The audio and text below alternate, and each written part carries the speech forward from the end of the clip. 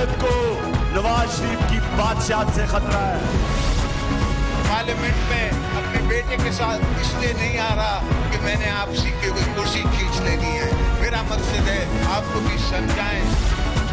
الطاف حسین صاحب سے ہمارا مکمل قطع تعلق ہے۔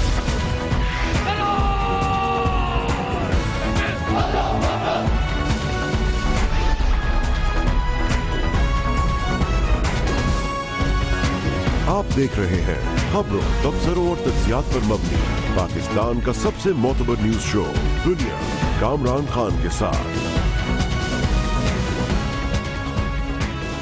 السلام علیکم، میں ہوں کامران خان۔ آج پاکستانیوں نے دوسرا روزہ رکھا، چند گھنٹوں میں تیسری سحری کا انتظام شروع ہوگا، لیکن پاکستان کے سب سے بڑے شہر میں موسم کی بدترین لوڈ شیڈنگ ہو رہی ہے اور اس نے عوام کا جینا محال کر دیا ہے۔ کراچی میں پہلی ہی سحری سے 2 گھنٹے قبل شہر کا 90% اندھیرے میں ڈوب گیا، جبکہ افطار اور تراویح میں بجلی کی آنکھ مچولی نے شہریوں کی شدید مشکلات میں اضافہ جاری رکھا ہوا ہے اور آج یہ دوسرے روز جاری رہا ہے۔ بجلی کی طویل بندش کا سلسلہ صرف کراچی تک محدود نہیں تھا، بلکہ حیدرآباد سمیت سندھ کے کئی شہروں میں رات کو جانے والی بجلی اگلے دن شام تک آئی۔ کے الیکٹرک اور جیسکو کا کہنا ہے کہ این ٹی ڈی سی کی 500 kV کی جامشورو سپلائی لائن ٹرپ کٹ گئی تھی، جس کی وجہ سے بجلی کی فراہمی میں تعطل آیا، لیکن بجلی کی آنکھ مچولی کا سلسلہ آج جاری تھا اور کراچی کے کئی علاقوں میں شہریوں نے دوسری سحری بھی اندھیرے میں کی اور اس کے بعد سے مسلسل ایسا لگتا ہے کہ مسلسل لوڈ شیڈنگ ہو رہی ہے، اور اس کی وجہ وہ ٹرانسمیشن لائن کا پرابلم نہیں ہے جو کہ گزشتہ رات سامنے آیا تھا۔ ایسا لگتا ہے کہ کراچی الیکٹرک کے اپنے مسائل شدید سے شدید تر ہو رہے ہیں، جس کی وجہ سے شہریوں کی زندگی شدید دوبھر ہو رہی ہے اور مشکلات پیدا ہو رہی ہیں۔ آج وفاقی وزیر پانی و بجلی خواجہ محمد آصف نے وزیر اعلیٰ سندھ سید مراد علی شاہ کو ٹیلی فون کر کے یکم رمضان والے بریک ڈاؤن پر معذرت کی۔ خواجہ آصف نے کہا کہ وزارت پانی و بجلی کی بھرپور کوشش ہے کہ رمضان میں بجلی کی بلا تعطل فراہمی کو یقینی بنائے جائے۔ اس سے پہلے وزیر اعلیٰ سید مراد علی شاہ نے کل خط لکھ کر کراچی سمیت سندھ بھر میں بجلی کی لوڈ شیڈنگ پر وزیر پانی و بجلی خواجہ محمد آصف سے احتجاج کیا تھا۔ انہوں نے لکھا تھا کہ طویل لوڈ شیڈنگ ختم نہیں ہوئی تو امن و امان کی صورتحال پیدا ہو سکتی ہے، اور آج کراچی میں ایک بار پھر یہ صورتحال تھی۔ ہم یقین سے نہیں کہہ سکتے کہ اس کا تعلق این ٹی ڈی سی سے تھا، کیونکہ لگتا یہ ہے کہ کے الیکٹرک کے اپنے اندرونی مسائل بھی سامنے آ رہے ہیں۔ رمضان میں بجلی کی طویل لوڈ شیڈنگ پر خیبر پختونخوا، پشاور میں خاص طور پہ پشاور، چارسدہ اور مالاکنڈ سمیت کئی شہروں میں شدید مظاہروں اور احتجاج کا سلسلہ جاری ہے اور آج اس میں کافی تیزی نظر آئی ہے۔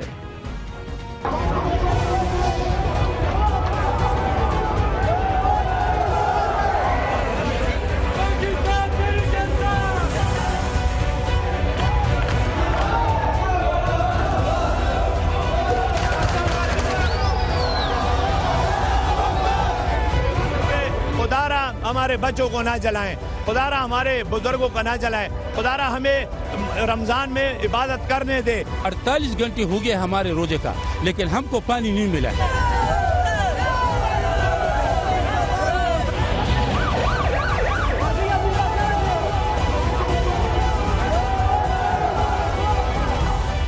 آج مالاکنڈ کے علاقے درگئی میں مشتعل مظاہرین وابڈا ہاؤس میں گھس گئے اور انہوں نے وہاں کافی توڑ پھوڑ کی، کمپیوٹر، فرنیچر اور سامان وغیرہ کو آگ لگائی، اور اسی طرح سے مشتعل افراد نے تھانے میں بھی توڑ پھوڑ کی، پولیس اہلکاروں پر بھی پتھراؤ کیا، جس پر انتظامیہ نے لیویز کو طلب کیا، اور اس دوران اہلکاروں کی فائرنگ سے 2 افراد جاں بحق اور 15 سے زائد زخمی ہو گئے۔ یہ آج کا انتہائی سنگین واقعہ ہے جو کہ بجلی کی لوڈ شیڈنگ سے متعلق ہے، جس میں آج قانون نافذ کرنے والے اداروں کو مظاہرین کو قابو میں لانے کے لیے فائرنگ کرنی پڑی۔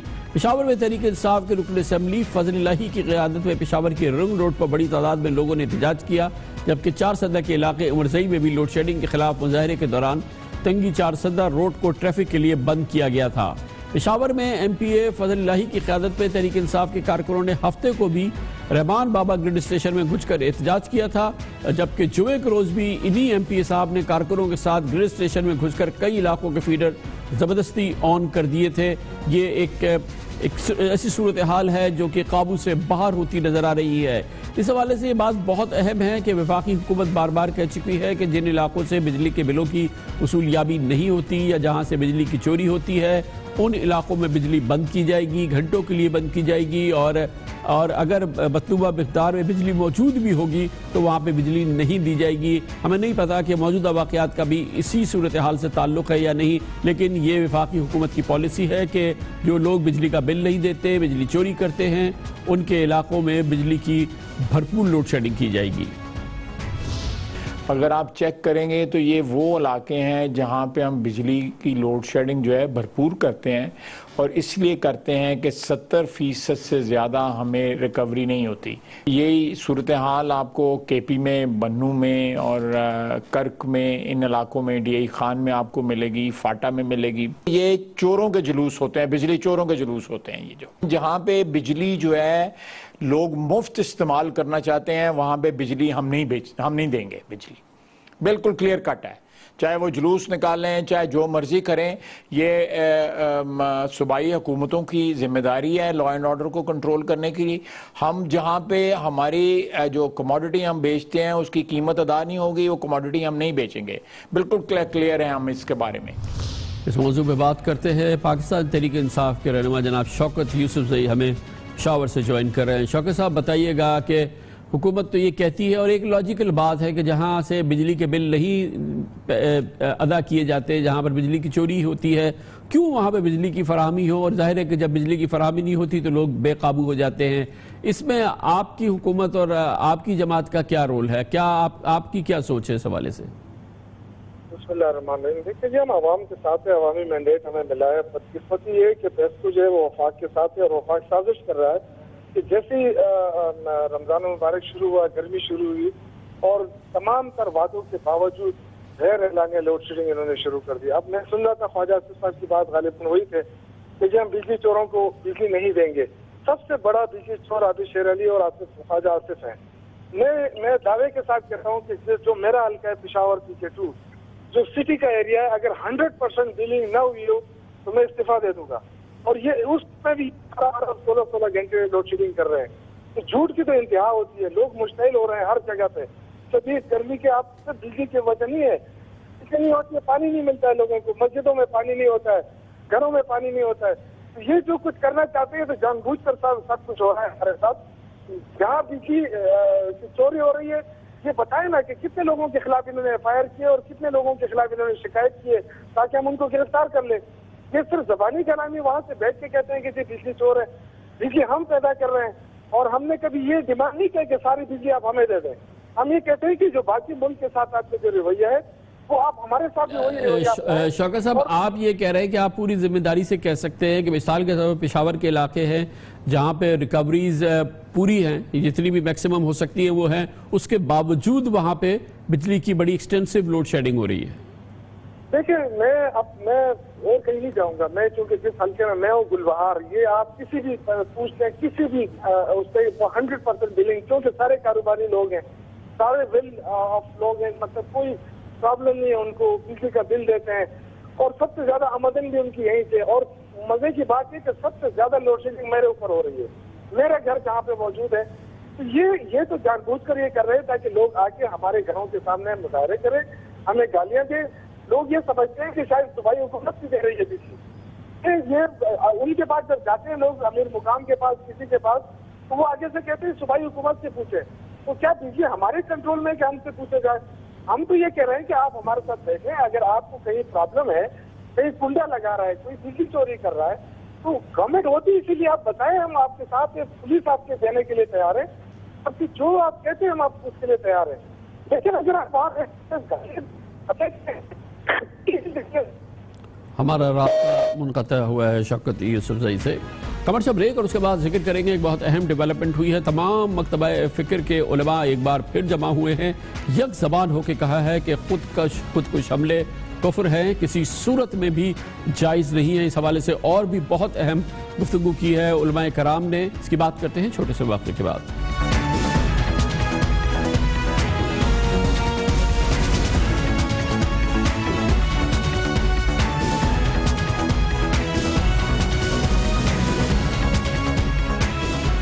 ملک میں جاری دہشت گردی کے پس منظر میں ایک اہم پیش رفت ہوئی ہے۔ سنی، شیعہ، بریلوی، دیوبندی اور اہل حدیث سمیت تمام فقہات، مسالک اور مکاتب فکر کے 31 علماء کرام نے خود کش حملوں کو حرام قرار دینے کا متفقہ فتویٰ جاری کر دیا ہے، اور اس کے ساتھ ہی یہ بھی لازم قرار دیا گیا ہے کہ کسی شخص یا گروہ کے بجائے صرف اسلامی ریاست ہی اعلان جہاد کرنے کی مجاز ہے۔ اسلامک انٹرنیشنل یونیورسٹی اسلام آباد میں ہفتے کو ایک کانفرنس ہوئی، جس میں جاری کیے گئے فتوے پر دستخط کرنے والوں میں مفتی محمد رفیع عثمانی، مفتی منیب الرحمان، مفتی محمد نعیم، وفاق المدارس کے ناظم اعلیٰ قاری محمد حنیف جالندری، وفاق المدارس العربیہ کے صدر مولانا عبد الرزاق سکندر، وفاق المدارس الشیعہ کے صدر علامہ سید ریاض حسین نجفی، ناظم اعلیٰ وفاق المدارس السلفیہ مولانا محمد یاسین ظفر اور نائب سربراہ جامعہ حقانیہ اکوڑا خٹک مولانا حامد حقانی شامل تھے۔ اس فتوے میں بہت اہم بات کی گئی ہے، خاص طور پر اس میں کہا گیا ہے کہ خود کش حملے حرام ہیں، خود کش حملہ آور، ان کے سرغنہ، معاون اور حملوں کی ترغیب دینے والے تمام باغی ہیں، اور ریاست پاکستان شرعی طور پر ان کے خلاف اس کارروائی کی مجاز ہے جو باغیوں کے خلاف کی جاتی ہے۔ ریاست کے خلاف مسلح محاذ آرائی اور نفاذ شریعت کے نام پر طاقت کا استعمال حرام ہے۔ فرقہ وارانہ منافرت اور تصادم ہر طرح سے شریعت کے منافی اور فساد فی الارض ہے۔ طاقت کے بل پر اپنے نظریات کو دوسروں پر مسلط کرنے کی روش شریعت کے خلاف ہے۔ انتہا پسندانہ سوچ اور شدت پسندی کے خلاف فکری اور انتظامی جدوجہد کرنا دینی تقاضا ہے۔ یہ بہت اہم فتویٰ ہے جو جاری کیا گیا، اس پر مزید بات کرتے ہیں، اور اس کے لیے ہمیں جوائن کیا ہے قاری حنیف جالندری نے، جو کہ سیکرٹری جنرل ہیں وفاق المدارس کے۔ بہت بہت شکریہ۔ یہ اس سے پہلے تو جہادی نظریے کو ہمارے یہاں فروغ دیا جاتا تھا، لیکن اب جو یہ صورتحال پیدا ہوئی ہے جس میں تمام مکاتب فکر کے علماء جمع ہوئے ہیں، اس میں اس بات کو طے کر لیا گیا ہے کہ کیا جہاد ہے، کیا فساد ہے، اور ان معاملات کا طے ہو گئی ہے یہ بات علماء کرام کے نزدیک۔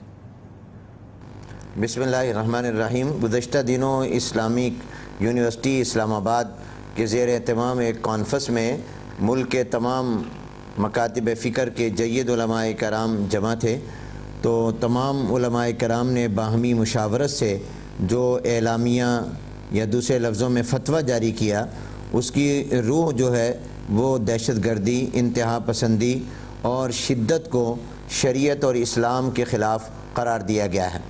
ہمارا وطن عزیز اسلامی جمہوریہ پاکستان جو ایک عرصے سے دہشت گردی کی لپیٹ میں ہے، اور دہشت گردی کی مختلف صورتیں یہاں پر ہیں، اور کراچی سے پشاور، کوئٹہ سے گلگت مظفر آباد تک ہر صوبہ، ہر شہر تقریباً اس سے متاثر ہوا اور ہے اور لہو لہان ہے۔ اس کی روشنی میں تمام مکاتب فکر کے جو سرکردہ علماء کرام ہیں، مفتیان کرام ہیں، انہوں نے یہ فتویٰ جاری کیا ہے کہ یہ دہشت گردی اور انتہا پسندی اور یہ خود کش حملے اور اسی طرح پر یہ قتل و غارت کی جتنی بھی صورتیں ہیں، یہ شریعت کی روح سے ناجائز ہیں، یہ حرام ہیں، اور مسلح جد و جہد جو ہے وہ قرآن و سنت کی روح سے قطعی طور پر غلط اور ممنوع اور حرام ہے۔ قاری صاحب، یہ تمام چیزوں کی جڑ یہ ہوتی ہے کہ ترغیب دی جاتی ہے شدت پسندی کی اور انتہا پسندی کی۔ شدت پسندی اور انتہا پسندی جو کہ پروان چڑھاتی ہے یہ تمام چیزوں کو جو آپ نے بتایا، اس کو ٹوکنے کے لیے، روکنے کے لیے، اس کے خلاف ہزار بنانے کے لیے کیا کرنے کی ضرورت ہے؟ دیکھیں، میں عرض کرتا ہوں کہ اس اعلامیے میں اور فتوے میں بھی یہ بات کہی گئی ہے کہ جہاد کی مختلف صورتیں ہیں، اقسام ہیں اور انواع ہیں، اور ہر صورت کا تعلق ارباب اقتدار اور حکومت کے ساتھ نہیں ہے۔ جہاد کی وہ قسم، وہ نوع، وہ صورت جس کا تعلق جنگ سے ہے، جس کا تعلق قتل سے ہے، جس کا تعلق قتال کے ساتھ ہے، اس کے اعلان اور کا اختیار کسی فرد کو، کسی گروہ کو، کسی جماعت کو یا تنظیم کو نہیں ہے. یہ ریاست کا حق ہے کہ وہ اس جہاد کا اعلان کرے، وہ اس کا آغاز کرے، وہ فیصلہ کرے کہ یہ اعلان کب کیا جانا چاہیے اور کیا جانا چاہیے کہ نہیں کیا جانا چاہیے. اس لحاظ سے میں یہ سمجھتا ہوں کہ اگر ریاست نے ماضی قریب میں یا ماضی بعید میں اس طرح کی کوئی غلطی کی ہے کہ انہوں نے پرائیویٹ اداروں کو یا افراد کو اس مقصد کے لیے پروموٹ کیا ہے، تو میں سمجھتا ہوں کہ اگر اس غلطی کا ازالہ ہو جائے تو یہ بھی بہت ہوگا، اور یہ احساس پیدا ہو جانا کہ یہ ریاست کا کام ہے، یہ کسی فرد کا یا گروہ کا کام نہیں ہے، یہ پرائیویٹلی نہیں ہے. میں سمجھتا ہوں کہ یہ بھی ایک غلطی کا اگر احساس ہو اور آئندہ کے لیے اپنا رخ درست کر لیا جائے تو یہ ملک و قوم کے لیے بہتر اور مفید ہوگا. بہت ظاہر ہے کہ اہم بات آپ نے کی ہے کہ ریاست نے خود پرائیویٹ گروہوں کو جہاد کی ترغیب دی ہے، اور یہ عمل خود ریاست کی جانب سے جاری ہوتا رہا ہے. افسوس کی بات ہے. لیکن یہ بتائیے گا کہ یہ کانفرنس ہوئی ہے، بہت ہی کلیدی کانفرنس ہے اس قسم کی، ہمارے ملک میں بہت کم ایسی نظیریں ملتی ہیں.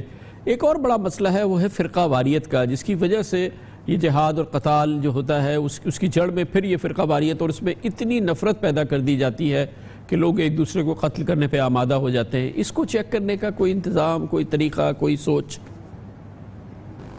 دیکھیے، ہمارا اصول تو یہ ہے کہ اپنا مسلک چھوڑو نہ، دوسرے کے مسلک کو چھیڑو نہ، اپنے مذہب کو چھوڑو نہ، دوسرے کے مذہب کو چھیڑو نہ. ہم اس اصول پر کاربند ہیں. ممبر و محراب سے ہمیشہ یہ صدا اور آواز بلند ہوئی ہے. یہ جو حالیہ اعلامیہ ہے اس کے اندر بھی فرقہ وارانہ منافرت کو اسلام کے منافی قرار دیا گیا ہے، آئین کے اور دستور کے اور شریعت کے منافی قرار دیا گیا ہے. اور علماء کرام جو صحیح معنوں میں اہل علم ہیں انہوں نے آج تک کبھی بھی نفرت کی بات نہیں کی.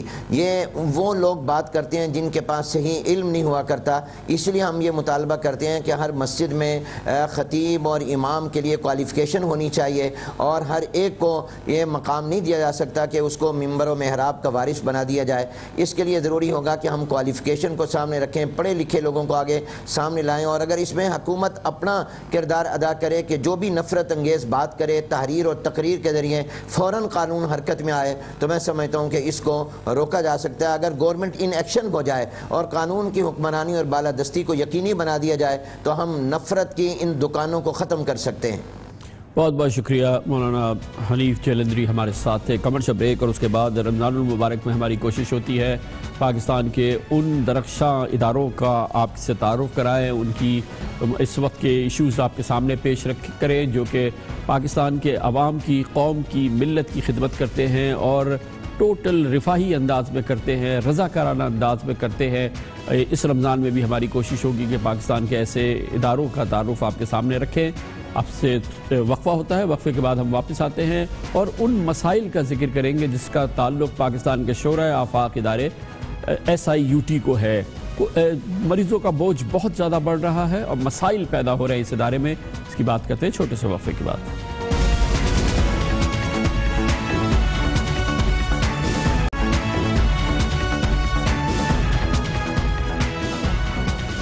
ویلکم ہے. رمضان المبارک میں ہمارے اس پروگرام میں ہمیشہ سے کوشش رہی ہے کہ پاکستان میں ان رفاہی اداروں کا، وہ رضاکار اداروں کا ذکر کریں جو انسانیت کی خدمت کر رہے ہیں پاکستان میں، جہاں صحت کے کلیدی مسائل ہیں، تعلیم کے مسائل ہیں، دوسرے مسائل ہیں. یہی وہ ادارے ہیں جو پاکستانیوں کو چلا رہے ہیں، خاص طور پہ افلاس زدہ پاکستانی، غریب پاکستانیوں کی جو اس انداز سے ادارے مدد کر رہے ہیں. یہ حقیقی طور پہ پاکستان کے ہیروز ہیں. ہم ابتدا کر رہے ہیں Sindh institute of urology and transplantation SIUT، Pakistan کا شورائے آفاق ادارہ جو کہ اس وقت غریبوں گردے کے مریضوں کے لیے پاکستان میں مدد کا سب سے بڑا ادارہ ہے. 100% مفت یہاں پہ علاج ہوتا ہے، اور سب سے اہم بات یہ ہے کہ یہاں پر آنے والے مریض کو واپس نہیں بھیجا جاتا ہے. اس کے ساتھ ہی یہ وہ واحد اسپتال ہے جو رات کو بھی اس کی ایمرجنسی کھلی ہوئی ہوتی ہے، جس کی وجہ سے یہاں پہ مریضوں کا ازدحام ہے. نہ صرف یہ کہ کراچی بلکہ پورے سندھ بلکہ پورے پاکستان سے مریض یہاں پہنچتے ہیں. غریب مریض مفت علاج کے لیے یہاں پہنچتے ہیں، اور SIUT کا اپنا مشن ہے کہ وہ کسی مریض کو واپس نہیں بھیجتی. اس نتیجے میں اس وقت SIUT پہ شدید دباؤ ہے، لیکن یہ وہ مہینہ ہے جب آپ اپنے دل کھولتے ہیں، اور یقینی طور پہ SIUT وہ ادارہ ہے جو کہ آپ کی مدد کا اب بہت زیادہ منتظر بھی ہے اور اس میں مزید پھیلاؤ بھی چاہتا ہے۔ SIUT کی موجودہ صورتحال پر ہم دکھاتے ہیں اپنے نمائندہ خصوصی شاہ زیب جیلانی کی یہ رپورٹ۔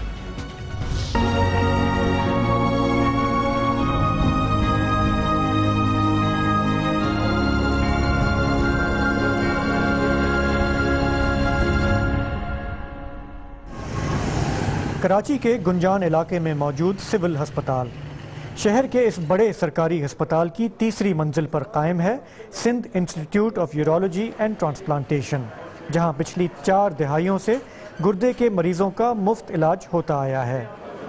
اسسٹنٹ پروفیسر ڈاکٹر سرفراز نائٹ شفٹ پر اپنے معمول کے راؤنڈ پر ہیں۔ یہ حیدرآباد سے آئے ہیں۔ ڈائلسس ہو گیا آپ کا؟ ڈائلسس ہو گیا آپ کا؟ ہو گئی۔ آپ نے یہاں پہ ان کو free of cost service provide کی ہے، اگر یہ کسی پرائیویٹ ہاسپٹل میں جاتے ہیں ان کا کتنا خرچہ آتا؟ تقریباً 3 سے 4 دن یہ داخل رہتے اور اس میں تقریباً 1 1.5 لاکھ روپے ان کے خرچ ہو جاتے۔ SIUT کی خاص بات یہ ہے کہ دن ہو یا رات یہاں 24 گھنٹے مریضوں کو دیکھا جاتا ہے۔ شہر میں شام کے بعد اکثر سرکاری اور امدادی ہسپتال بند ہو جاتے ہیں۔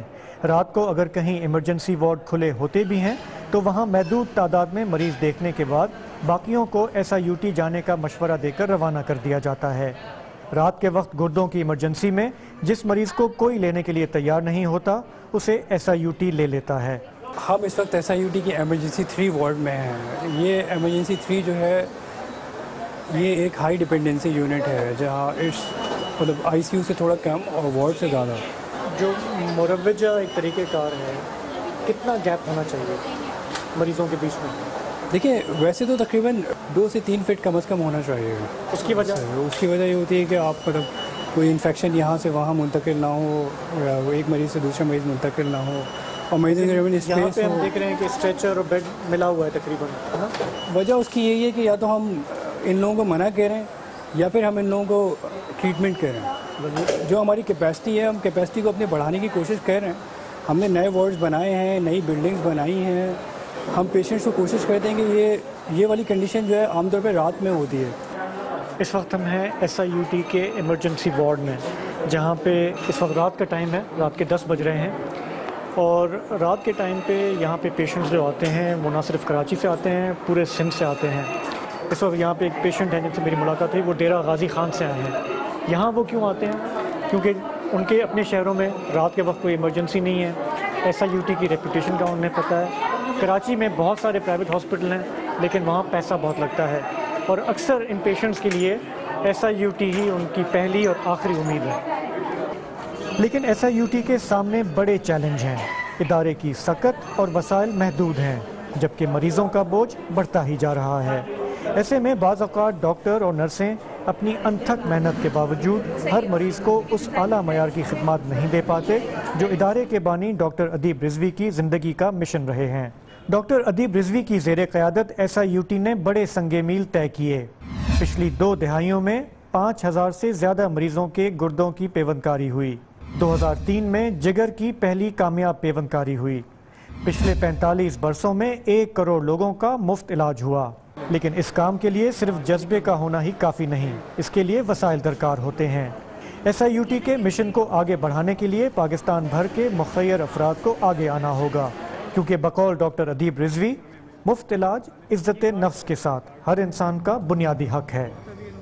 اس وقت ہمارے ساتھ موجود ہیں SIUT کے بانی جناب ڈاکٹر ادیب الحسن رضوی۔ ڈاکٹر صاحب، رات کی ایمرجنسی اور ہاسپٹل پہ پریشر بہت پڑ رہا ہے اب۔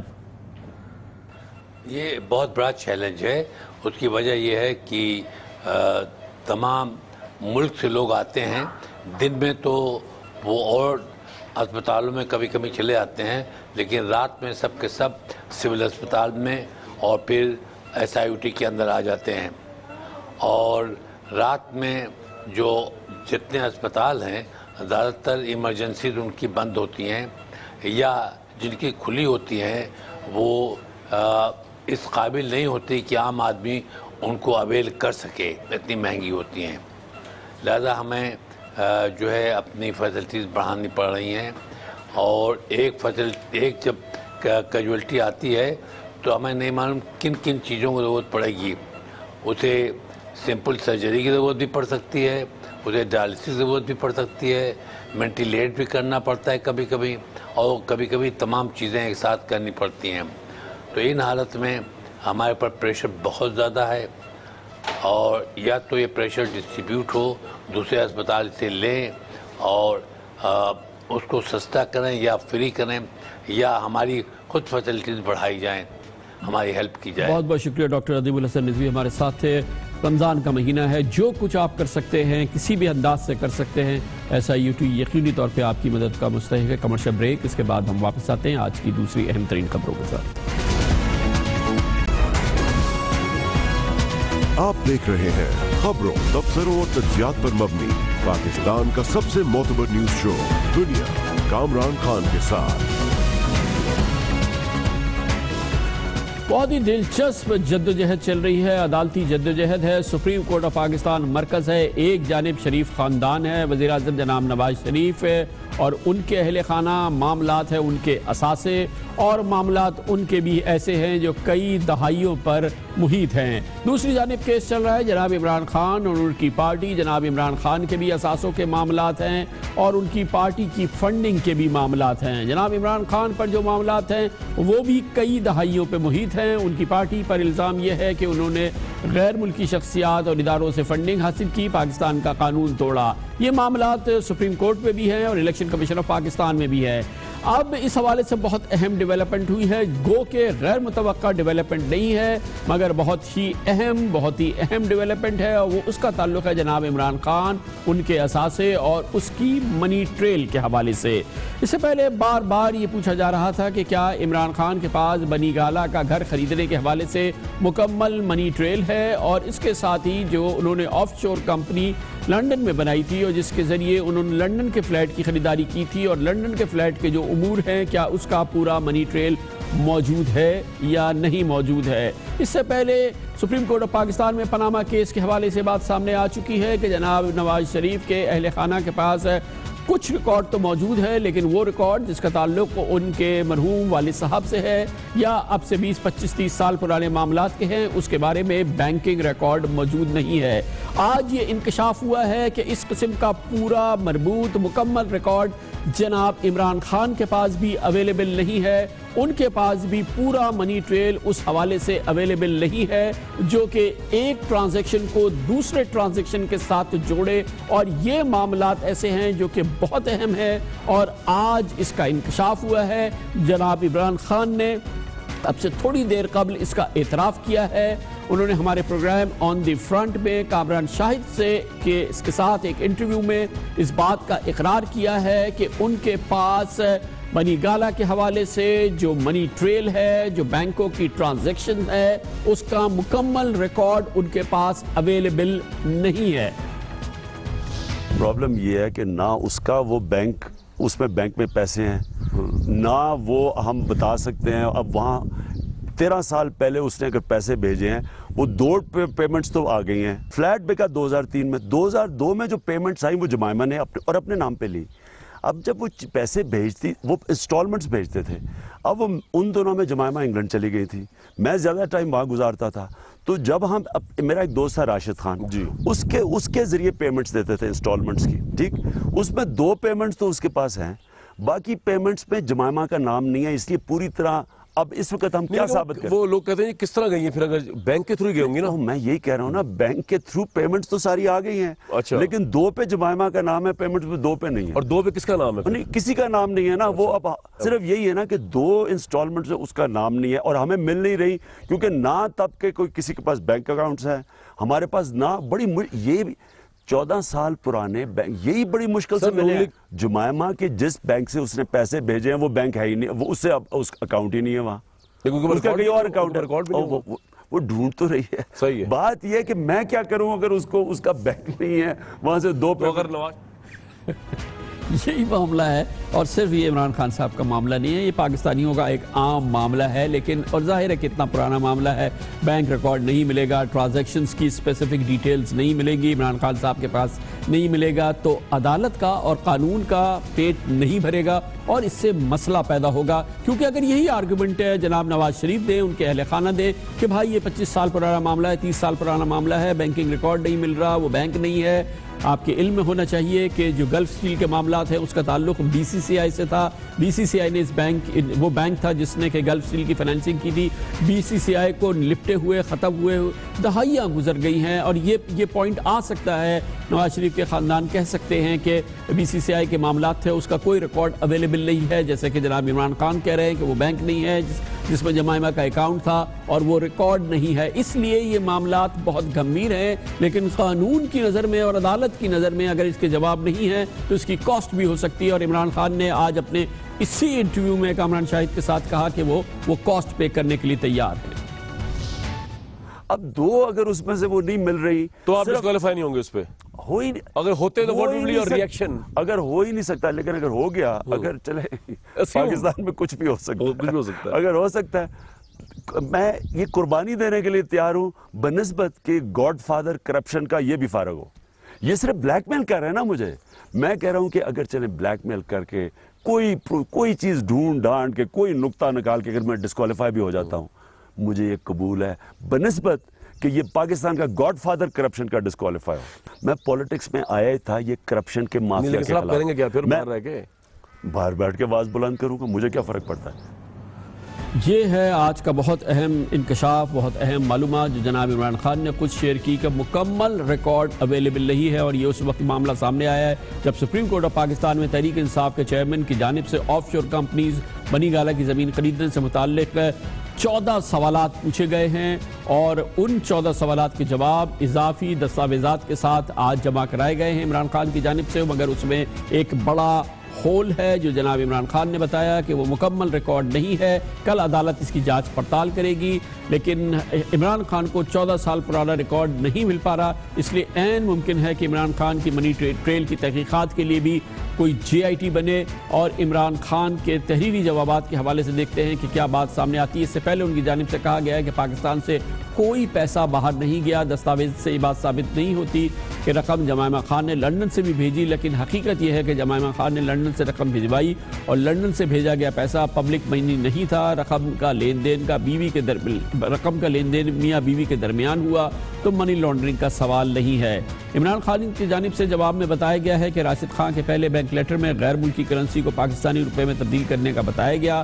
راشد خان کے دوسرے بیان میں جمائمہ خان کی سے رقم بھیجوانے کا ذکر ہے. آف شور کمپنی کا کوئی ریٹرن نیو جرسی میں فائل نہیں کیا گیا، تمام ریٹرنز برطانیہ میں فائل کیے گئے.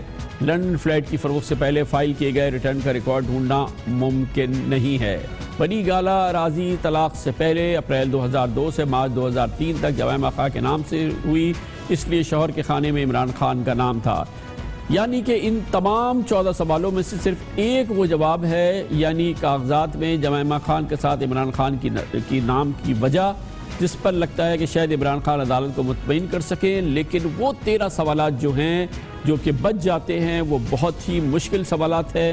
ہم یقین سے نہیں کہہ سکتے کہ ان تمام 13 سوالات کے تسلی بخش جواب سپریم کورٹ آف پاکستان کو دے دیے جائیں گے. وہ سوالات کیا ہیں ہم آپ کو بتاتے ہیں. چیف جسٹس ثاقب نثار نے عمران خان کی آف شور کمپنی اور بنی گالہ کی زمین خریدنے سے متعلق 14 سوالات کیے. سوال نمبر 1، بنی گالہ کی زمین پہلے لی گئی، لندن سے رقم بعد میں آئی، ادائیگی پہلے کیسے کر دی گئی؟ سوال نمبر 2، ثابت کیسے ہوگا کہ راشد علی خان کے اکاؤنٹ میں پیسے کب اور کہاں سے آئے؟ سوال نمبر 3، راشد خان نے جائیداد کے لیے خود سے رقم نہیں دی تو ادائیگی کے لیے پیسہ کہاں سے آیا؟ سوال نمبر 4، راشد خان کی اکاؤنٹ ٹرانزیکشن میں 2 جگہ جمائمہ کا نام ہے، باقی رقم کس نے بھیجی؟ سوال نمبر 5، طلاق کے بعد جمائمہ کے نام زمین منتقلی اور کاغذات میں زوجہ عمران کیوں لکھا گیا؟ سوال نمبر 6، جمائمہ کو قرض کی واپسی نیازی سروسز کمپنی نے کی تو یہ کمپنی بے معنی کیسے ہوئی؟ سوال نمبر 7، جمائمہ نے رقم جولائی 2002 میں بھیجی، اس سے پہلے زمین کیسے خرید لی گئی تھی؟ سوال نمبر 8، جمائمہ نے جو اضافی رقم لندن سے بھیجی وہ راشد خان نے عمران خان کو کیسے دی؟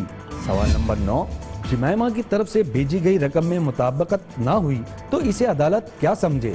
सवाल नंबर 10, ऑफशोर कंपनी कैसे और क्यों बनाई जाती है। सवाल नंबर 11, 9 पाउंड मालियत की कंपनी 1,17,000 पाउंड मालियत का असासा कैसे रखती थी। सवाल नंबर 12, क्या पाकिस्तानी कानून के मुताबिक नियाजी सर्विसेज जाहिर करना जरूरी थी। सवाल नंबर 13, 2002 में अगर बैरूनी असासे जाहिर करना जरूरी थे तो जाहिर क्यों नहीं किए गए। सवाल नंबर 14, लंदन फ्लैट अप्रैल 2003 में फरोख्त हुआ, इसका किराया 2004 तक कैसे वसूल किया गया। इस सिलसिले में बहुत अहम होगा कल का दिन जब सुप्रीम कोर्ट ऑफ पाकिस्तान की जानिब से जो इमरान खान के जवाबात हैं वो सामने आएंगे सुप्रीम कोर्ट ऑफ पाकिस्तान के। इस पर मजीद बात करते हैं, उसके लिए हमें ज्वाइन किया है पाकिस्तान तहरीक इंसाफ के सीनियर रहनुमा जनाब फवाद चौधरी ने। बहुत बहुत शुक्रिया फवाद चौधरी साहब। तो मुख्तसरन ये है कि बनी गाला की जो परचेज़ हुई है इसके लिहाज से तमाम जो बैंकिंग ट्रांजैक्शंस है फ्रॉम लंदन टू यहाँ या किसी और जुरिस्डिक्शन में, वो तमाम बैंकिंग ट्रांजैक्शंस पूरा मनी ट्रेल जो है वो अवेलेबल है और सुप्रीम कोर्ट में जमा करा दिया गया है। ठीक है, अच्छा मैं अब आपको बताता हूँ, तमाम जो पैसे ट्रांसफ़र हुए वो बैंक के ज़रिए ट्रांसफ़र हुए, सिटी बैंक की ट्रांजैक्शंस हैं। सिटी बैंक की तमाम ट्रांजैक्शंस का रिकॉर्ड जो है वो कोर्ट में पेश कर दिया गया है। कोई कतरी ख़त इमरान खान के लिए नहीं आ रहा, कोई यूके का ख़त इमरान खान के लिए नहीं आ रहा। बैंकिंग ट्रांजैक्शंस हैं, बैंकिंग ट्रांजैक्शंस जो होती गई तू पेमेंट होती गई, वो तमाम ट्रांजैक्शंस आज रिकॉर्ड का हिस्सा बना दी गई हैं। कल उनके ऊपर बात होगी। आप एक जानिब इलेक्शन कमीशन में आपके ये मामलात हैं, एक जानिब आपके ये मामला सुप्रीम कोर्ट ऑफ पाकिस्तान में है। आपके इल्म है कि सुप्रीम कोर्ट ने 14 सवालात आपके सामने रखे हैं। इन 14 सवालों के जवाब मौजूद हैं जो आपने रिप्लाई जमा कराया है सुप्रीम कोर्ट में। आप समझते हैं कि तसल्ली हो जाएगी कोर्ट की। इस वक्त जो मुकदमात चल रहे हैं वो एक केस चल रहा है जो हनीफ अब्बासी साहब ने दायर किया हुआ है इमरान खान साहब के खिलाफ, और एक केस इलेक्शन कमीशन में अकबर एस बाबर उन्होंने दायर किया हुआ है। जो हनीफ अब्बासी साहब का केस है वो अकबर एस बाबर जो एक कोई थे, पहले को पीटीआई में थे, अब वो नून के साथ मिलके दानियाल अजीज साहब वगैरह वो मिलके रोज़ आते हैं, उन्होंने एक केस फाइल किया हुआ है। उसमें वो ये उनका इल्ज़ाम ये है, इसके अब 2 हिस्से हैं। एक हिस्सा ये कहता है कि जो पीटीआई की फंडिंग है वो फॉरेन फंडिंग है, क्योंकि जो अमेरिकन पाकिस्तानी हैं वो पीटीआई को फंड करते हैं, लिहाजा ये फॉरेन फंडिंग कंपनी है और इसको जो है वो देखा जाना चाहिए। दूसरा हिस्सा इसका जो है वो है कि जी जो इमरान खान की बनीगाला की प्रॉपर्टी है उसके ऊपर उन्होंने कहा है कि जी रिकंसाइल नहीं है, इनकी बैंकिंग ट्रांजैक्शंस नहीं है। ये 2 मामलात हैं। अच्छा, अब पहले हिस्से के ऊपर अनवर मंसूर साहब अपने आर्गूमेंट्स मुकम्मल कर चुके हैं, सुप्रीम कोर्ट फैसला करेगी, उसमें मजीद तहकीकात चाहिए। अकाउंट्स पड़े हुए हैं, सबके सामने हैं, वेबसाइट के ऊपर मौजूद हैं, जिसने देखना है वो देख ले। सुप्रीम कोर्ट कमीशन बनाना चाहती है, करना चाहते हैं, अपना मामला है, बिल्कुल सामने है, मिल जाएगा। इमरान खान साहब की जो फंडिंग का मामला है, इमरान खान पाकिस्तान में वज़ीर आज़म नहीं रहे, वज़ीर आला नहीं रहे, कोई अथॉरिटी के ऊपर नहीं रहे। उन्होंने क्रिकेट खेली, उसके पैसे उन्हें लंदन में बाकायदा चेक्स के जरिए मिले, पाकिस्तान में जो खेली वो पाकिस्तान में बाकायदा बैंकिंग ट्रांजैक्शन के जरिए मिले जैसे प्लेयर्स को मिलते हैं। उन्होंने उन अपने अपार्टमेंट से, उन्होंने अपने उन पैसों से लंदन में एक अपार्टमेंट खरीदा, उस अपार्टमेंट को बेचा गया और उस अपार्टमेंट के पैसों से बनीगाला में ज़मीन खरीदी गई। ये है एक मौक़िफ़। इसमें जो है वो कभी जो रिकन्सिलिएशन है पाउंड से चूँकि डॉलर्स में कन्वर्ट होकर यहाँ पे आया था, उस पर कुछ क्वेरीज हैं और कुछ क्वेरीज ये हैं कि जी अकाउंट्स जो हैं वो कौन से थे जिनसे ट्रांसफ़र हुए, वो दोनों जो हैं वो दे दिए हैं। बहुत बहुत शुक्रिया जनाब फवाद चौधरी हमारे साथ थे। कमर्शियल ब्रेक और उसके बाद जिक्र करते हैं उन मामलात का जिसका ताल्लुक़ है शरीफ ख़ानदान से, वज़ीर आज़म जनाब नवाज शरीफ के ख़ानदान से। वो बहुत इस वक्त एक्टिवली इन्वेस्टिगेट हो रहे हैं। जीआईटी उन्हें इन्वेस्टिगेट कर रही है, सुप्रीम कोर्ट की बनाई हुई। आज जीआईटी के हवाले से बहुत अहम डेवलपमेंट हुई। इस जीआईटी के 2 मेंबरान पर हुसैन नवाज शरीफ के एतराज़ात सुप्रीम कोर्ट ऑफ पाकिस्तान ने यकसर मुस्तरद किए। आज बहुत अहम सुप्रीम कोर्ट की समाअत के दौरान डेवलपमेंट्स भी हुई हैं। आसार शरीफ ख़ानदान के हवाले से इस जीआईटी में जो डेवलपमेंट्स हो रही है, जो सुप्रीम कोर्ट का मूड नज़र आ रहा है, कोई बहुत ज़्यादा अच्छे नहीं हैं। इसकी तफसील आपको बताते हैं छोटे से वक्फे के बाद।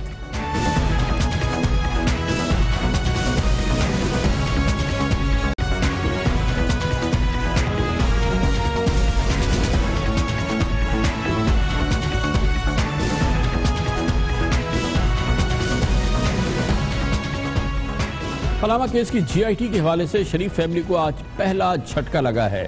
سپریم کورٹ کے 3 رکنی خصوصی بینچ نے جی آئی ٹی کے 2 اراکین پر اعتراض سے متعلق وزیر اعظم نواز شریف کے صاحبزادے حسین نواز شریف کی درخواست کو آج مسترد کر دیا۔ جی آئی ٹی نے دوسری جانب حسین نواز شریف کو کل ایک بار پھر صبح 11 بجے پیش ہونے کے لیے سمن جاری کر دیا۔ سمن میں کہا گیا کہ آپ کی جانب سے تعاون نہیں کیا گیا، اس لیے انصاف کے تقاضے پورے کرنے کے لیے آپ کو دوبارہ طلب کیا جا رہا ہے، کیونکہ آپ پہلی پیشی پر بغیر ریکارڈ کے اور بغیر ریکارڈ کیا ہے اور آپ نے کسی سوال کا جواب نہیں دیا۔ یاد رہے کہ جناب حسین نواز شریف تقریباً 2.25 گھنٹے تک اتوار کے روز جی آئی ٹی کے سامنے پیش رہے تھے، مگر لگتا یہ ہے کہ جی آئی ٹی کی ذرا سی بھی تسلی نہیں ہوئی تھی۔ آج کے پورے حالات یہ بتا رہے ہیں کہ آثار اچھے نہیں ہیں۔ اسی حوالے سے حسین نواز کو اسٹیٹ بینک کے عامر عزیز اور سیکیورٹی ایکسچینج کمیشن کے بلال رسیل کی جی آئی ٹی میں شمولیت پر جو اعتراض تھا اس کو مسترد کیا گیا ہے، اور اس حوالے سے آج کا دن حسین نواز کے لیے کوئی اچھا دن نہیں تھا۔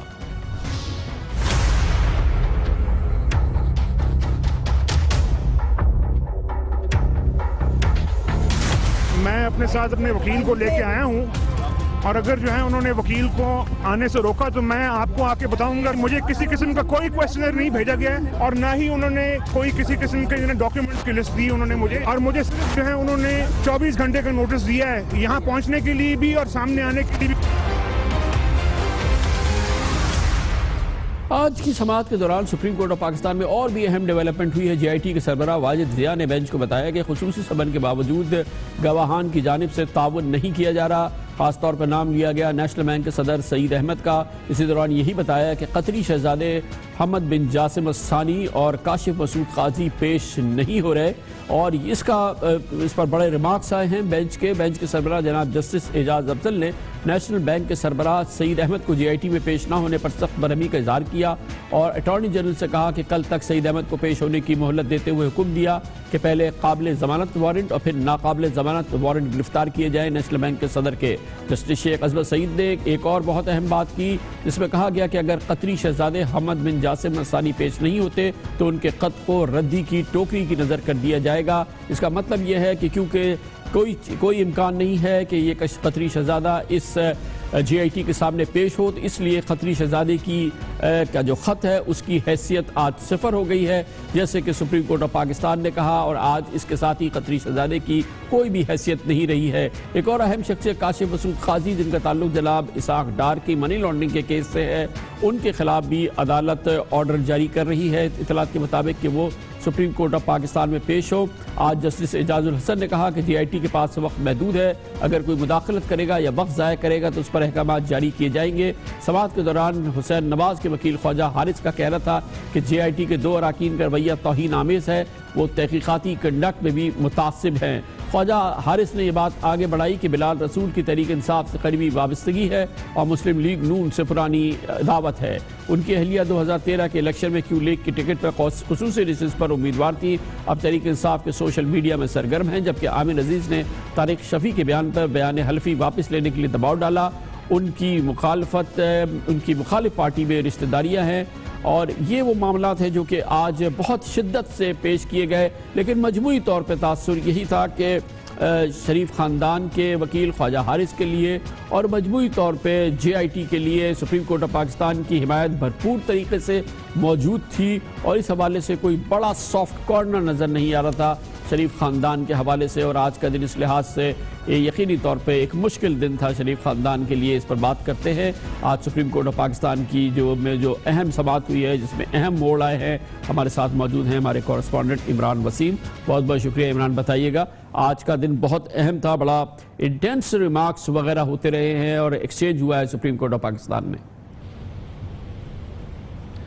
جی بالکل، مشترکہ تحقیقاتی ٹیم کے لیے آج کا دن جو ہے کافی بہتر تھا۔ سپریم کورٹ نے جو تعصب کے الزامات لگائے گئے تھے حسین نواز کی جانب سے، جو جانبداری کے الزامات لگائے گئے تھے حسین نواز کی جانب سے مشترکہ تحقیقاتی ٹیم کے 2 ارکان کے حوالے سے، سپریم کورٹ نے ان الزامات کو وہ مسترد کر دیا اور تحقیقاتی ٹیم کی اب تک کی پیش رفت اور تحقیقات کے اوپر وہ اطمینان کا اظہار کیا ہے۔ عدالت کی جانب سے یہ بھی کہا گیا ہے کہ جو تحقیقاتی ٹیم کام کر رہی ہے اسے کام کرنا دیا جائے، کیونکہ جو ڈیڈ لائن دی گئی ہے اس کو میٹ کرنے کے لیے تحقیقاتی ٹیم چھٹی کے دن بھی کام کر رہی ہے کہ جیسا کہ گزشتہ حسین نواز اتوار کے روز بھی جی آئی ٹی کے سامنے پیش ہوئے. لیکن عمران آج دوسرا اعتراض تھا حسین نواز کہ آج جو خواجہ حارث جو وکیل پیش ہوئے انہوں نے مختلف نکات بتائے جی آئی ٹی میں ان کے خیال میں رویہ صحیح نہیں ہے, کنڈکٹ صحیح نہیں ہے, اور کہیں کہیں انہوں نے بتایا کہ زیادتی ہو رہی ہے. اس پر سپریم کورٹ آف پاکستان کا کیا رد عمل سامنے آیا؟ اور ایک موقع پہ جی آئی ٹی نے بھی شکایت کری نا. جی بالکل, خواجہ حارث نے یہ اعتراضات اٹھائے ہیں کہ جو مشترکہ تحقیقاتی ٹیم کے ارکان ہیں ان کا جو پیش ہونے والے ملزمان ہیں ان کے ساتھ جو رویہ ہے وہ مناسب نہیں ہے, نازیبا رویہ اختیار کیا جا رہا ہے. خاص طور پر طارق شفیع کا ذکر کیا خواجہ حارث نے کہ انہیں 13 گھنٹے تک جی آئی ٹی میں بٹھایا گیا, انہیں ایک رکن نے مسلسل بار بار جو ہے وہ جھوٹا کہا, اور یہ بھی کہا گیا عامر عزیز کی جانب سے کہ جو سپریم کورٹ میں طارق شفیع نے اپنا بیان حلفی جمع کرایا ہے اسے واپس لیا جائے. اگر اس بیان حلفی کو واپس نہ لیا تو انہیں سنگین نتائج کی جو ہے وہ دھمکیاں بھی دی گئیں, جس کے اوپر عدالت نے جو ہے یہ کہا کہ قانون کی نظر میں سب لوگ جو ہیں برابر ہیں, کسی شخص کے لیے جو ہے وہ جو تحقیقات کا طریقہ کار ہے اسے مختلف نہیں کیا جا سکتا. طارق شفیع کو جی آئی ٹی نے چائے پر نہیں بلایا تھا بلکہ تحقیقات کے بلایا تھا, اور سپریم کورٹ کے حکم کے اوپر ہی جو مشترکہ تحقیقاتی ٹیم ہے تحقیقات کر رہی ہے, اور تحقیقات کے لیے بنایا گیا تھا, اور یہ کوئی عام مقدمہ نہیں ہے, وزیر اعظم کا مقدمہ ہے. لیکن بالآخر اپنے یہ ریمارکس دینے کے بعد عدالت نے یہ ڈائریکشن بھی جاری کی ہے کہ مشترکہ تحقیقاتی ٹیم میں جو بھی شخص پیش ہوتا ہے, چاہے وہ کوئی چپراسی ہے یا کوئی وزیر اعظم ہے, جے آئی ٹی کے ارکان کا ان کے ساتھ جو رویہ ہے وہ مناسب ہونا چاہیے, اور کوئی بھی شخص جو پیش ہوتا ہے اس کی عزت نفس کو جو ہے وہ ملحوظ خاطر رکھا جائے. جبکہ جے آئی ٹی کے جو سربراہ تھے واجد ضیاء وہ بھی پیش ہوئے, انہوں نے عدالت کو شکایت کی کہ نیشنل بینک کے جو صدر ہیں سعید احمد وہ سمن جاری کرنے کے باوجود جے آئی ٹی میں پیش نہیں ہوئے, بلکہ سمن کے جواب میں انہیں مشترکہ تحقیقاتی ٹیم سے بہت سارے سوال پوچھے ہیں, جس کے اوپر عدالت نے جے آئی ٹی کو یہ آج اختیار دے دیا ہے کہ کوئی بھی شخص جس کو جے آئی ٹی سمن کرتی ہے اور وہ پیش نہیں ہوتا تو اس کے پہلے جو ہے وہ قابل ضمانت جو ہے وہ وارنٹ جاری کیے جائیں, اور اس کے بعد بھی اگر پیش نہ ہو تو ناقابل ضمانت اس کے وارنٹ جاری کیے جائیں.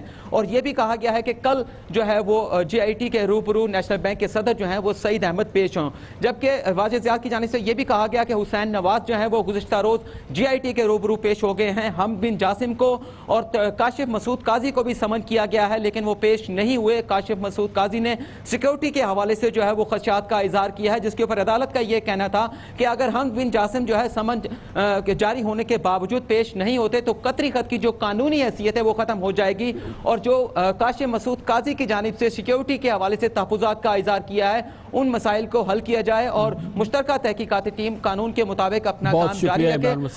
بہت بہت شکریہ عمران وسیم ہمارے ساتھ تھے. اس پر مزید ہم مستند رائے معلوم کرتے ہیں. حکومت کی وزیر اعظم کے اسپوکس مین جناب ڈاکٹر مصدق ملک ہمارے ساتھ موجود ہیں. بہت بہت شکریہ ڈاکٹر صاحب. فرمائیے گا کہ آج ایک جھٹکا سا لگا ہے, حسین نواز شریف کے تمام اعتراضات جو جے آئی ٹی کے 2 ممبران کے حوالے سے تھے سپریم کورٹ آف پاکستان نے یکسر مسترد کیے ہیں. دیکھیے, سب سے پہلے تو میں آپ کو یہ کہوں گا کہ سپریم کورٹ نے سارے اعتراضات مسترد نہیں کیے ہیں. آج سپریم کورٹ نے ایک حکم کا اجرا کیا ہے جس میں سپریم کورٹ نے یہ کہا ہے کہ کوئی بھی انٹیمیڈیشن یعنی کوئی ایسی حرکت جس سے براؤ بیٹنگ ہو, انٹیمیڈیشن ہو, وہ جے آئی ٹی نہیں کر سکتی کسی بھی بندے کے ساتھ جو تفتیش کے اندر شامل ہو. تو پہلی بات تو یہ ہے. جہاں تک دوسری سوال پیدا ہوتا ہے کہ انہوں نے جو 2 لوگ تھے جن پہ اعتراض اٹھائے گئے تھے ان کو ریپلیس نہیں کیا, تو ہاں ہمارا اعتراض تو آج عدالت کے سامنے چلا گیا, اور ہمارے وکیل صاحب نے بڑی واضح شکل کے اندر ایک بات کہی. انہوں نے کہا کہ بائس اور پریجوڈس جو ہے وہ 3 صورتوں کے اندر جو ہے وہ پیش کیا جا سکتا ہے. پہلا بائی ایسوسیشن, تو ابھی میں آپ کا زیادہ وقت نہیں لوں گا, لیکن آپ کو پتا ہے کہ دونوں جو ہیں ممبران جے آئی ٹی کے, ایک کی ایسوسیشن پرویز مشرف صاحب کے ساتھ ہے جس پہ بہت بات ہو چکی ہے, دوسرے جو ہیں وہ میاں اظہر صاحب کے ساتھ ان کا تعلق ہے, اور ان کی جو بیگم ہیں اہلیہ جو ہیں وہ پی ایم ایل کیو کے ٹکٹ کے اوپر الیکشن کی امیدوار بھی تھیں. اور ابھی بھی وہ پی ٹی آئی کی ایک اہم رکن ہے اور ان کے لیے لابی کرتی ہیں وغیرہ وغیرہ. تو یہ پہلا پریجوڈس ہے جس کو ہم کہتے ہیں پریجوڈس بائی ایسوسیشن. لیکن آپ اس کو ہٹا دیجئے. دوسرا ٹیسٹ جو پریجوڈس کا اور باعث ہونے کا ہے وہ ہے بائی ایویڈنس. اور آپ یہ دیکھیے کہ جب طارق شفیع صاحب پیش ہوئے ہیں تو طارق شفیع صاحب کو یہاں کیا پہلے جاری کیا گیا ہے, وہ اپنا سارا سفر کاٹ واٹ کے پہنچے جب جے آئی ٹی کے سامنے, تو ان کو کہا گیا کہ بھائی آپ یہاں پہ کیا لینے آئے ہیں, آپ کو کس نے بلایا ہے. اس کے بعد ان کو جھوٹا کہا گیا, اونچی آواز کے اندر ان کو اوپر چیختے رہے, یہاں تک کہ وہ کمرہ جہاں پہ تفتیش ہو رہی تھی وہاں سے اٹھ کے باہر چلے گئے. اور پھر ان کو یہ کہا گیا کہ یہ جو آپ نے ایفیڈیوٹ دیا ہے, اگر یہ ایفیڈیوٹ تم نے واپس نہیں لیا تو تم 16 سال کے لیے جیل میں جاؤ گے, اور یہ پرائم منسٹر صاحب تو بچ جائیں گے مگر تم نہیں بچ سکو گے. تو اب آپ یہ دیکھیے کہ اگر زور لگا کے جبر کر کے کسی کو کہا جائے کہ تم اپنا دیا ہوا ایفیڈیوٹ واپس لے لو, اگر یہ جبر نہیں ہے, اگر یہ پریجوڈس نہیں ہے, اگر یہ باعث نہیں ہے, اگر یہ براؤ بیٹنگ نہیں ہے, تو پھر براؤ بیٹنگ کیا ہو سکتی ہے. تو تیسری جو خواجہ صاحب نے بات پیش کی وہ یہ ہے کہ اگرچہ پاکستان کے آئین کے مطابق اور پاکستان کے قانون کے مطابق اس طرح کی تفتیش کے اندر بالکل ویڈیو ریکارڈنگ نہیں ہو سکتی, لیکن ماورائے قانون ویڈیو ریکارڈنگ جو ہے وہ کی جا رہی ہے. اور اگر کی جا رہی ہے اور عدالت کو یہ شک ہے کہ طارق شفیع صاحب نے جو بیان دیا وہ صحیح نہیں ہے, تو وہ ویڈیو منگوا لیں, اس ویڈیو کو منگوا کے دیکھیں, اپنے سامنے رکھیں, اور پھر یہ فیصلہ کریں کہ کیا ان کو یہ نہیں کہا گیا کہ تمہیں جیل میں ڈال دیا جائے گا اگر تم نے اپنا یہ ایفیڈیوٹ واپس نہیں لیا. تو یہ تمام باتیں عدالت کے سامنے رکھی گئی ہیں. عدالت کا ہم بہت احترام کرتے ہیں, عدالت نے جو بھی فیصلہ کیا اس کی مطابقت سے چل رہا ہے. اچھا ڈاکٹر صاحب یہ فرمائیے گا کہ جے آئی ٹی پر جتنے اعتراضات تھے وہ اب آپ نے کر لیے نا, یہ انہی 2 شخصیات پہ اعتراض تھا, جو بھی تھا وہ آپ نے کر لیا, اب تو جے آئی ٹی پہ مزید کوئی اعتراض نہیں ہے اور اب کام آگے بڑھے گا. دیکھیے یہ ملک جو ہے یہ کوئی بنانا ریپبلک تو ہے نہیں. اس ملک کا ایک آئین ہے, اس ملک کا ایک قانون ہے, اور آج جو کچھ بھی ہو رہا ہے یہ آنے والی نسلوں کے لیے ایک طرح سے طے کر رہا ہے کہ ہونے والی آج کے بعد جو انویسٹیگیشنز ہوں گی وہ کیسے ہوا کریں گی, اور ان انویسٹیگیشنز کے اندر نیوٹریلٹی جو ہے وہ کیسے اسٹیبلش کی جائے گی. آج عدالت نے حکم دیا ہے کہ کسی بھی قسم کا یہ آمرانہ رویہ جو ہے یا تضحیک آمیز رویہ جو ہے وہ نہ رکھا جائے جو لوگ تفتیش میں شامل ہو رہے ہیں. اگر یہ رویہ برقرار رہے گا, اگر یہ رویہ نہیں بدلے گا, اگر باقی لوگوں کو بھی ڈرایا دھمکایا جائے گا اور ان کو کہا جائے گا کہ یا تم اس کاغذ کو پر لکھو یا اپنے لکھے ہوئے کاغذ جو ہیں اس کو کہو کہ یہ غلط ہے اور اس کو کینسل کرو, یا ایک وقت میں جیسا کہ آج خواجہ صاحب نے کہا کہ دیکھیے انہوں نے جو پڑھے کاغذ وہ جان کے غلط پڑھے ان کے سامنے, ان کو کنفیوز کرنے کے لیے, یعنی ان کے ایفیڈیوٹ کے اندر سے کچھ اقتباسات پڑھے گئے جو غلط پڑھے گئے. تو بات یہ ہے کہ اگر آنے والے کسی بھی بندے کے ساتھ جو تفتیش میں شامل ہوتا ہے اسی طرح کا رویہ رکھا جائے گا تو ہم دوبارہ عدلیہ کے سامنے حاضر ہو جائیں گے کہ جناب نے حکم دیا تھا, جناب کے حکم کے مطابق ہم حاضر ہیں اور ہم تفتیش کے اندر شامل ہیں, لیکن جو آپ نے حکم دیا تھا جے آئی ٹی کو, جو ہمیں دیا تھا, ہم تو اس کی مطابقت سے چل رہے ہیں, مگر جو جے آئی ٹی کو دیا ہے اگر جے آئی ٹی وہ پورا نہیں کرتی تو یہ آئینی اور قانونی حق ہے ہر ایک کا کہ وہ عدالت سے رجوع کرے اور انہیں بتائے کہ کیا ہو رہا ہے. اچھا ڈاکٹر صاحب کل پھر بلایا ہے حسین نواز کو, کل وہ پھر جے آئی ٹی کے سامنے پیش ہوں گے. یہ حسن نواز اور محترمہ مریم نواز کب جے آئی ٹی کے سامنے جا رہی ہیں؟ جی میرے خیال میں یہ فیصلہ تو عدالت کو کرنا ہے اور جے آئی ٹی کو کرنا ہے. آپ نے دیکھا کہ اس کے باوجود کہ اتنے شدید تحفظات تھے اور آدھے تحفظات جو ہیں وہ براؤ بیٹنگ والے وہ عدالت نے ایڈمٹ کر کے فیصلہ بھی جاری کیا, لیکن اس کے باوجود حسین صاحب کو جب بلایا گیا تو وہ 1 اور 2 دن کے نوٹس کے اوپر جے آئی ٹی کے سامنے پیش ہوئے. تو جیسے عدالت فیصلہ کرتی چلی جائے گی, جیسے جے آئی ٹی کی ریکوائرمنٹس ہوں گی, ہم تو حاضر ہیں, پہلے دن سے حاضر ہیں اور عدالت کی بھرپور معاونت کریں گے اور انصاف کی بھرپور معاونت کریں گے, کیونکہ اس میں ہمارا فائدہ ہے کہ یہ انویسٹیگیشن ہو اور کسی نہ کسی تکمیل کے مرحلے پہ پہنچے. لیکن ڈاکٹر صاحب 5 ہفتے رہ گئے کیونکہ سپریم کورٹ نے کہا کہ وہ وقت نہیں بڑھائیں گے, ہارڈلی 5 ویک ہیں, اس میں ہو جائے گا آپ کے خیال میں آپ کی طرف سے تعاون مکمل اور یہ انویسٹیگیشن کمپلیٹ؟ ہماری جانب سے ابھی بھی تعاون ہو رہا ہے, پہلے دن سے تعاون ہو رہا ہے اور آخری دن تک تعاون جاری رہے گا. لیکن آئین اور قانون کے مطابق. اگر آئین کے مطابق، قانون کے مطابق یا جو تفتیش کا دستور اور طریقہ کار ہے اس سے مطابقت نہ رکھی گئی تو ہم بار بار عدالت کے پاس جاتے رہیں گے. بہت بہت شکریہ ڈاکٹر مصدق ملک ہمارے ساتھ موجود تھے. کمرشل بریک اور اس کے بعد ذکر کریں گے. رمضان کا مہینہ ہے، روزوں کے دن میں کشمیریوں پر بھارتی حکومت نے ظلم کی انتہا کر دی ہے. پہلے روزے سے لے کے اب تک کشمیریوں کو خون میں نہلایا گیا، کرفیو لگا دیا گیا ہے، کاروبار بند ہے، مسجدیں ایک بار پھر بند ہیں. ظلم کی ایک کہانی ہے، ایک بار پھر رقم کی گئی ہے مقبوضہ جموں کشمیر میں. یہ آپ کو دکھاتے ہیں چھوٹے سے وقفے کے بعد.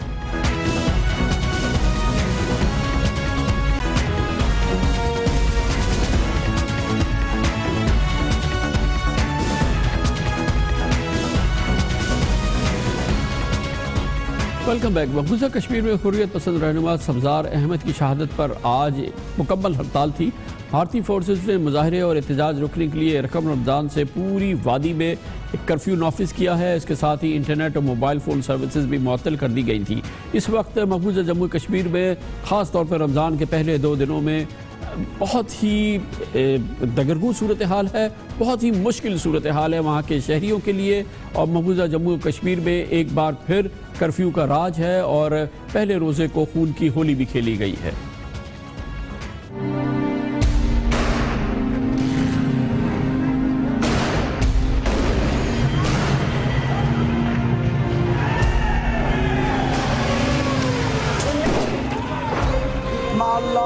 الہن آخر ہمارے لیے کوئی گنجائش نہیں، ہماری طرف سے ظلم زیادتی کی جا رہی ہے.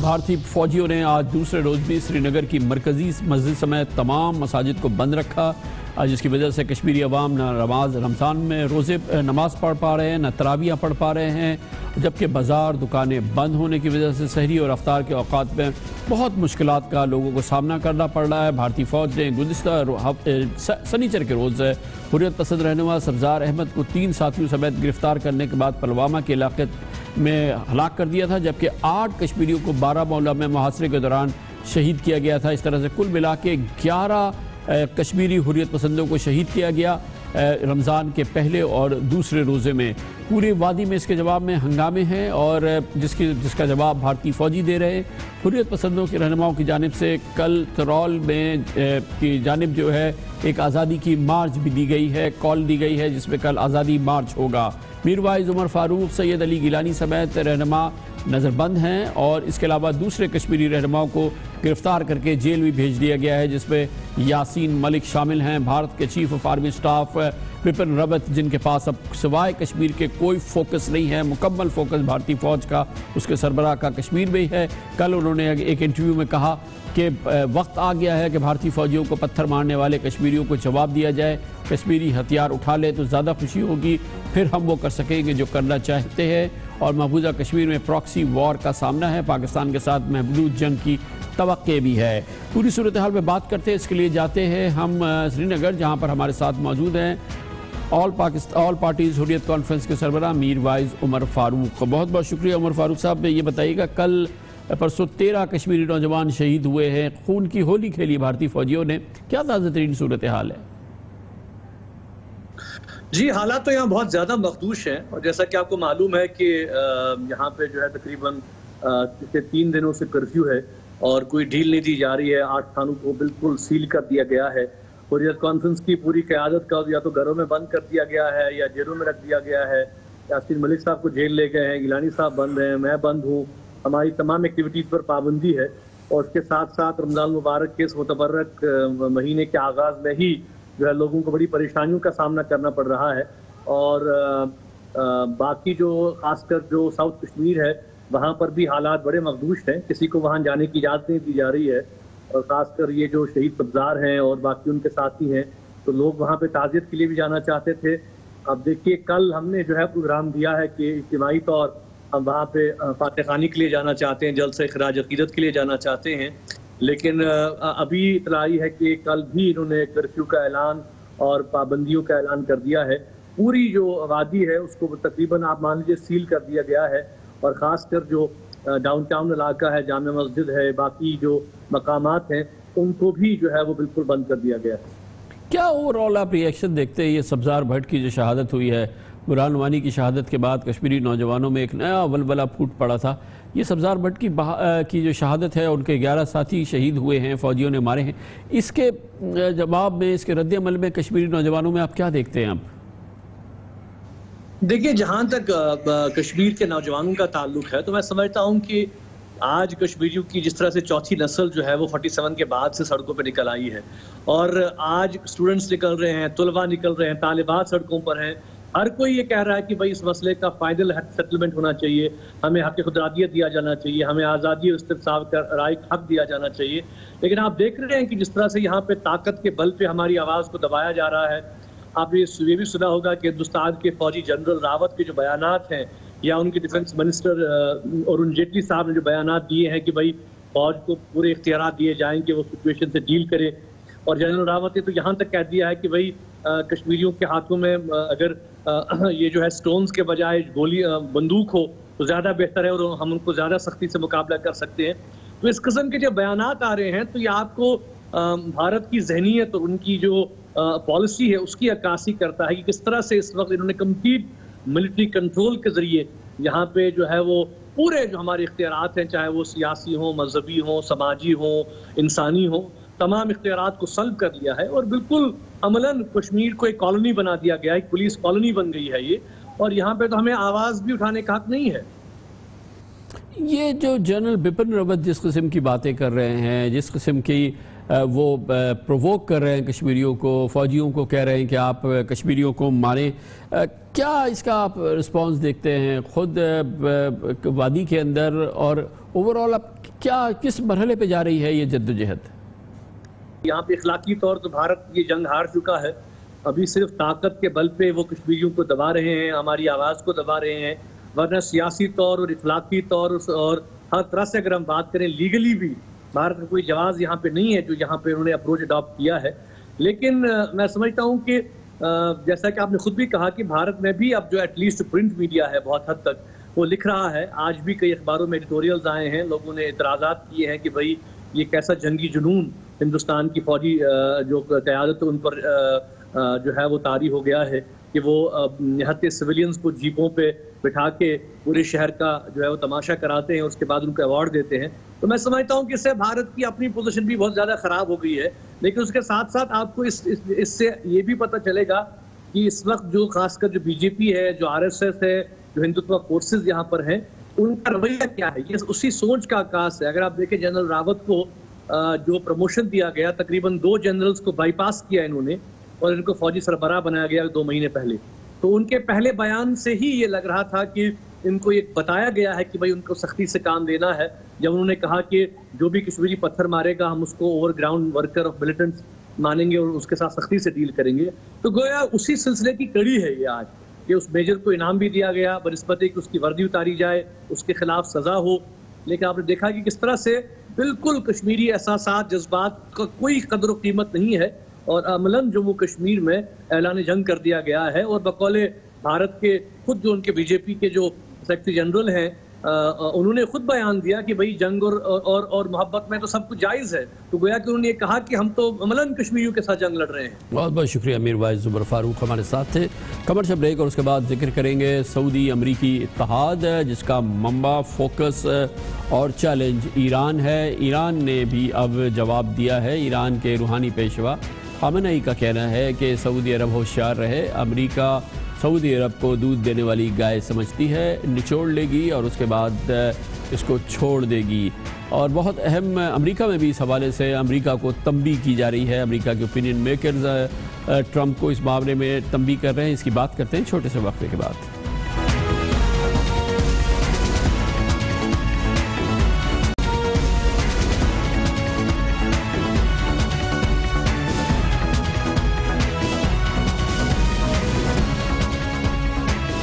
سعودی عرب اور ایران کے درمیان الزامات کا سلسلہ چل رہا ہے. مسلم دنیا دو حصوں میں تقسیم ہو چکی ہے اور پاکستان بیچ میں بہت مشکل میں پھنسا ہوا ہے. ایران کے سپریم لیڈر آیت اللہ خامنئی نے سعودی پالیسی پر شدید تنقید کی ہے اور کہا ہے کہ سعودی عرب امریکہ کے لیے دودھ دینے والی ایسی گائے ہے جسے نچوڑنے کے بعد ذبح کر دیا جاتا ہے. تہران میں کل ایک تقریب سے خطاب کرتے ہوئے ایران کے سپریم لیڈر خامنئی نے کہا سعودی حکمراں کافر ملک کو وہ پیسے دے رہے ہیں جو انہیں اپنے عوام پر خرچ کرنی چاہیے. ان دونوں ملکوں میں کوئی قربت نہیں. امریکی پیسہ حاصل کرنے سعودیہ آئے تھے. شاہی خاندان کی ہی پالیسیز ان کے زوال اور بادشاہت کے خاتمے کو یقینی بنائیں گی. ایک ہفتے قبل ریاض میں سعودی عرب کی میزبانی میں امریکہ عرب اسلامی سربراہی کانفرنس کے مشترکہ اعلامیے میں ایران کو دہشت گردی کا محور قرار دیا گیا تھا. اس کانفرنس میں پاکستان اور ترکی سمیت 55 اسلامی ملکوں نے بھی شرکت کی تھی. صدر ڈونلڈ ٹرمپ کے اس دورے کے دوران سعودی عرب نے امریکہ سے اسلحہ کی خریداری کے $110 ارب کے معاہدے سمیت $350 ارب کے دوسرے مختلف معاہدے کیے تھے، جبکہ کروڑوں ڈالر کے انتہائی قیمتی تحائف اور ورلڈ بینک کے تحت ایوانکا ٹرمپ کے جو کہ صدر ٹرمپ کی صاحبزادی ہیں کہ فنڈ میں فراخ دلانہ عطیات بھی دیے گئے تھے. CNN پہ اور امریکہ میں دوسرے میڈیا میں اس حوالے سے اس دورے کے حوالے سے شدید تنقید کا نشانہ بنایا جا رہا ہے. امریکی مین اسٹریم میڈیا اس حوالے سے اپنے تبصرے بھی کر رہا ہے اور بہت ہی تنقید کر رہا ہے پورے ماحول میں. CNN کے ممتاز پروگرام میں اس کے ممتاز ہوسٹ اینالسٹ ایڈیٹر فرید زکریا نے 2 روز قبل کہا کہ ایران کچھ برے عناصر کی مدد ضرور کرتا ہے لیکن حقیقت اس سے مختلف ہے. اور اس حوالے سے امریکی پالیسی کو صدر ٹرمپ کے دورے کو فرید زکریا نے CNN کے اس پروگرام میں شدید تنقید کا نشانہ بنایا. Iran is a destabilizing force in the Middle East and supports some very bad actors, but it is wildly inaccurate to describe it as the source of jihadi terror. According to an analysis of the Global Terrorism Database, 94% of deaths caused by Islamic terrorism since 2001 were perpetrated by ISIS, Al-Qaeda, and other Sunni jihadists. Iran is fighting those groups, not fueling them. Almost every terror attack in the West has had some connection to Saudi Arabia. Virtually none has been directly linked to Iran. Trump has adopted the Saudi line on terrorism, which deflects any blame from the kingdom and redirects it toward Iran. The Saudis dazzle Trump's inexperienced negotiators with attention, arms deals, and donations to a World Bank fund for women that Ivanka Trump is championing, even though Trump demanded in 2016 that the Clinton Foundation return money from the Saudis who, quote, want women as slaves and to kill gays, unquote. In short, the Saudis played Donald Trump. امریکہ میں policy بنانے والے ہر طرف کھیلتے ہیں. یہ بھی بہت اہم بات ہے کہ جہاں سعودی عرب امریکہ سے اسلحہ کی خریداری کے $110 ارب کے معاہدے کر رہا ہے، دوسری جانب ایران بھی امریکہ سے بہت بڑی خریداریاں کر رہا ہے. ایران میں تعمیر نو ہو رہی ہے، اپنی ایئر لائن کی تعمیر نو کر رہا ہے اور ایران اس سلسلے میں بوئنگ کمپنی سے نئے جدید طیارے خرید رہا ہے. پہلا آرڈر $22 ارب کا دیا گیا ہے اور ڈونلڈ ٹرمپ نے ہی اس کی منظوری دی ہے کہ بوئنگ کمپنی ایران کو یہ جہاز خریدے. کل ملا کے کوئی $100 ارب کے طیارے ایران خریدنا چاہتا ہے. امریکی فضائی کمپنیوں کے ساتھ گویا کہ چٹ بھی اپنی پٹ بھی اپنی. امریکہ سعودی عرب کو بھی اربوں ڈالر کا اسلحہ سامان بیچ رہا ہے، ایران کو بھی یہی بیچ رہا ہے، مگر بیچ میں ایک دوسرے کو قریب لانے کے بجائے وہ کہتا یہ ہے کہ وہ سعودی عرب کے ساتھ ہے اس کے ایران مخالف ایجنڈے میں. اس کے ساتھ ہی ہمارے آج کے پروگرام کا اختتام ہوتا ہے. کل آپ سے پھر ملاقات ہوگی انشاءاللہ. کل تک کے لیے کامران خان کو اجازت. اللہ حافظ ناصر.